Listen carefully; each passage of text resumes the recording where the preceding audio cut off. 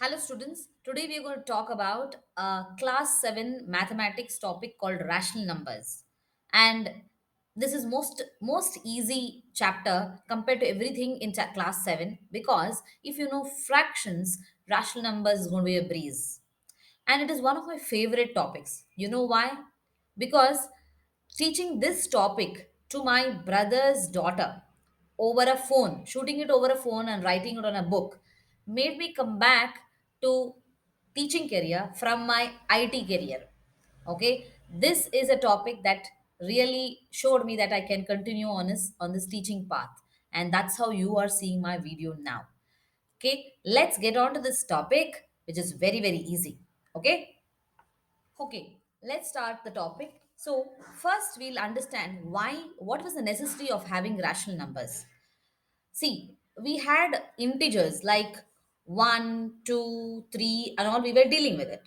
Later on, we understood that if the 1, 2, 3, and all is something compared to 0, it is on the right. We also found that we needed to represent something which is on the left. So we started representing as -1, -2, and things like that. So, along with positive integers, we had a necessity of having a negative integer in the sense that if we wanted to represent 250 rupees is my profit, we also wanted to show whether 100 rupees loss we wanted to get. We wanted to represent that one. That 100 rupees loss, how we used to represent? Using a negative. And 250 rupees profit means plus 250. Like this, we had a necessity for a positive integer and a negative integer, right? Just like that, now we've learned fractions like one half, one fourth, three fifth, many things like that we have learned. We know what is a one half. One half means take this one whole thing and cut it in half, and this is your one half. We know what is three fifth. Three fifth means make this into five parts, first of all. Correct? Make this into five parts and select the three parts. This is three fifth, right? So we can visually say what is three fifth. But and also we also you could represent that all the fractions on a number line, like for example, if this was a 0 and if this was a 1, like 0 and 1 are integers, we could represent this one as here the half, as being in this position right in the middle of 0 and 1, correct? And one fourth you could represent as right in middle of 0 and a half, that was one fourth, right? Now if this could be like this, if we extended this number line, we know that we had a negative 1 here, negative 2 here, and a negative 3 here, right? If we had these things, if there could be something like half in between 0 and 1, there could be something like a quarter in between 0 and 1, there could also be numbers here, right? What are these numbers called as then? They also would look like fractions, but just that they will be negative in nature. That means one of the things will be negative, either the numerator or the denominator. It is going to be negative, correct?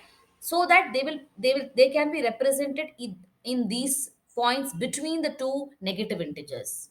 So rational numbers is nothing but a fraction where the numerator and the denominator can be can be positive or negative. See, in all these situations, let the numerator or the denominator, both of them are positive. But there could also be some fractions like negative 1 over 2 or negative 2 over 3 or 3 over negative 4. That means to say, all these fractions with either the numerator or the denominator as having even the negative number are also, if they are included along with the positive fractions, they all become rational numbers. That's all. As simple as that. Nothing different. So, so if you know that 0 is also an integer, correct? So can 0 be there? Like 0 over 2? Yeah, okay. But 2 over 0? That's not possible because anything divided by 0 is an undefined thing. So the only thing that does not fall under the rational numbers category is if the denominator is 0. The denominator can be any other integer, positive one, negative one, whatever. But the denominator cannot be 0 because if the denominator is 0, anything divided by 0 becomes undefined. And that's the reason, except this situation where the denominator is 0, all other fractions, all other fractions where even positive, let the numerator be positive or negative, everything is called a rational number. Now, you might ask, then if I say just a number like 2, is it a rational number? Yes, because you know in fractions you have learned that if it is just 2, you can represent this 2 as 2 over 1. And now this became a fraction, isn't it? And if it can become a fraction and the denominator is not 0, then confirmly this is a rational number also. So if I say a negative 24, if you ask me, is this a rational number? As we know, anything can be represented as over 1. It's the same thing, right? Negative 24 divided by 1 is nothing but negative 24. So I could represent it like a fraction here, and one of the things is, negative. It's okay. Anything can be, both also can be negative for that matter. But the denominator is not 0, so it is a rational number, right? So this is the meaning of rational numbers. Let's now talk about equivalent rational numbers. Now, equivalent rational numbers is just like equivalent fractions. Equivalent rational numbers are just like equivalent fractions. If you remember how you were finding equivalent fractions, for example, if it was a 3/4, you used to find out equivalent fraction by multiplying it by the same number. Here, multiplying by a 3, right? I can get a 9 over 12. So we can tell 3/4 and a 9/12 are equivalent fractions, right? Just like that. Now, just this case is expanded and I can have negative integers also. The sense that if I have a fraction, if I have a fraction like this with a negative 3, it becomes a rational number. Okay, and I can multiply it with any integer, not only positive. Here we could use only positive numbers in the chapter of fraction. I can multiply a negative 2 and a negative 2. I can multiply both the places. Basically I have to do the same thing. Just like in fractions, whatever you're multiplying with the numerator, the same thing you have to multiply in the denominator. This becomes a positive 6, and 4 times negative 2 becomes a negative 8. So this is the equivalent fraction to 3, negative 3/4. So equivalent rational numbers are nothing but equivalent fractions only, but just that you can have negative numbers as well. Let's take one more example and finish off this topic, right? Let's say we have 4 over negative 11. Okay, is this a rational number? Yes, it is a rational number. Now if we have to find a equivalent fraction, what do we have to do? We have to multiply it with anything, right? Multiply, let's say I multiply with a negative 3.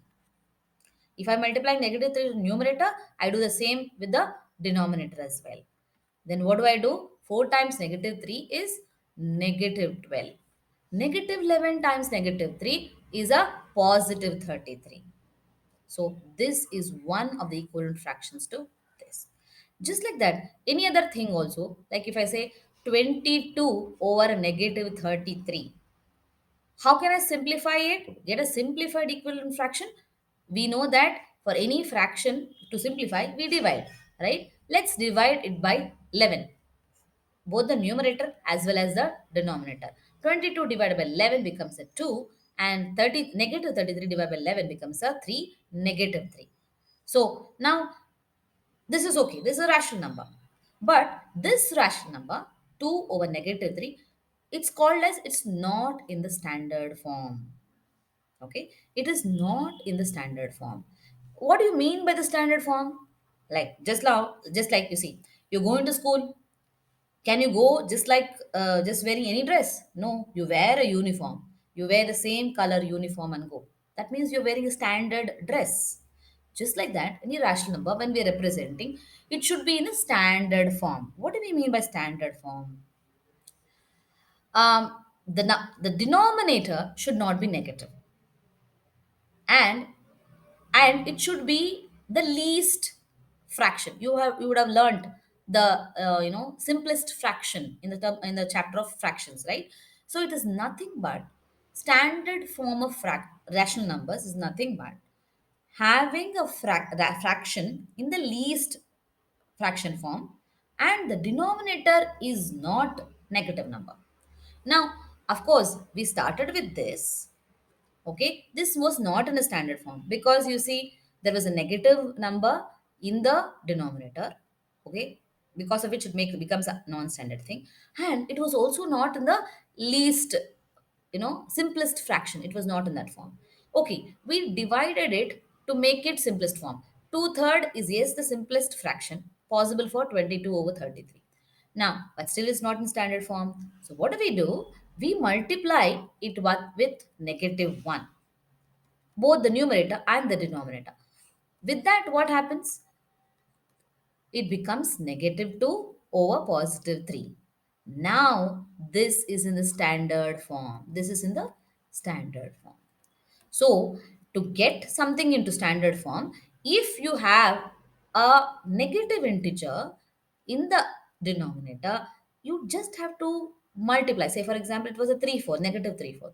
You just have to multiply a -1 always.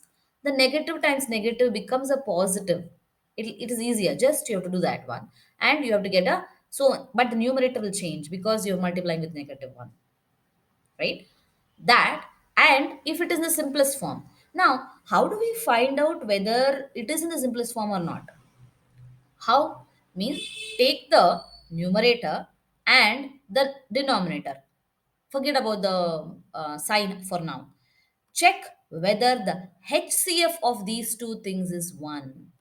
Check if the HCF of these two things is 1. If it is 1, that means it is in simplest form. For example, if we take the same thing, 22 and 33.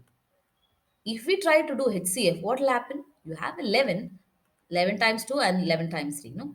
What happens? We know that this is the HCF. For 22 and 33, the HCF was 11.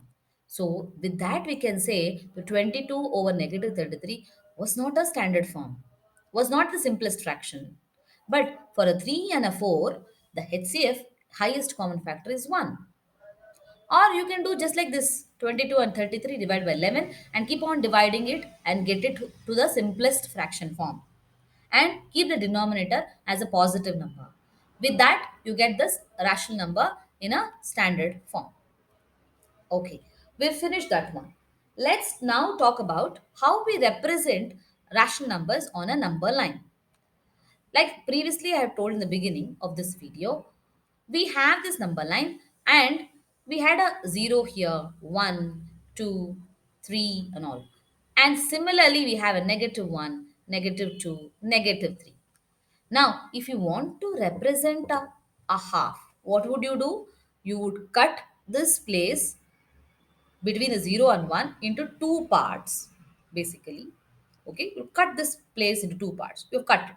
Then take the position, first position from 0. That will be your half. Correct? Just like that, if you want to represent a -1, -half, the same thing, you have to go in the negative direction and you have to do the cut of here between 0 and 1, you cut exactly in the middle, make two parts here. If you see here, what we did, we got two parts, and we start from the 0. From the 0 we see which is the first part because the numerator says 1, so this becomes your -half. Let's take one more example and clearly represent that for you on a number line. Let's say this was a 0, and for convenience sake, I'm going to just use positive one and negative one. And if my rational number given to me is, say, negative 3 over 8 is given, then how do I represent this? Just like how we are representing fractions. If the denominator is 8, between 0 and 1, you have to make parts. How many parts? 8 parts. Now, should I do it between 0 and positive 1 or between 0 and negative 1? That if you see, here it's a negative rational number. Negative rational number will always be on the negative side of the number line. So I'm going to cut this part into 8 parts. Correct? This part exactly half here, exactly half here, exactly half here. Now became 4 parts. Now I'm going to cut everything to half. So what happens? You have to understand which are we cutting. This becomes 1, 2, 3, 4, 5, 6, 7, 8. It's very important to note that it is not the lines which I cut. I did not count this. Remember that. I did not count that. I'm counting the spaces between. If you see the spaces between blue color line, the spaces between is 8. And that then I have got that thing. Now, negative 3 over 8 means from the 0, I had to count 3. 1, 2, 3. So, this will be my negative 3 over 8. It's always important to note that I'm starting to count my parts from the 0, not from the negative 1. Okay, I hope this clarifies. Like this, you can keep on doing. Means if you have something like a negative 11 over 8, if I have something like that, then what happens? I'll just have to continue this, right? 1, negative 1 over 8, 2 over 8, 3 over 8, 4 over 8. So this will be 8 over 8. Then small part 9 over 8, 10 over 8, and 11 over 8. So this will be my 11 over 8. Just like how you made 8 parts here, between negative 1 and negative 2 also, you have to make 8 parts. And you have to start counting from the 0 itself till you get a 11 and then becomes a negative 11 over 8. I hope this clarifies many small misunderstandings that you might have. In the next video, we will talk about how we are going to do comparison and find the rational numbers between and also the operations.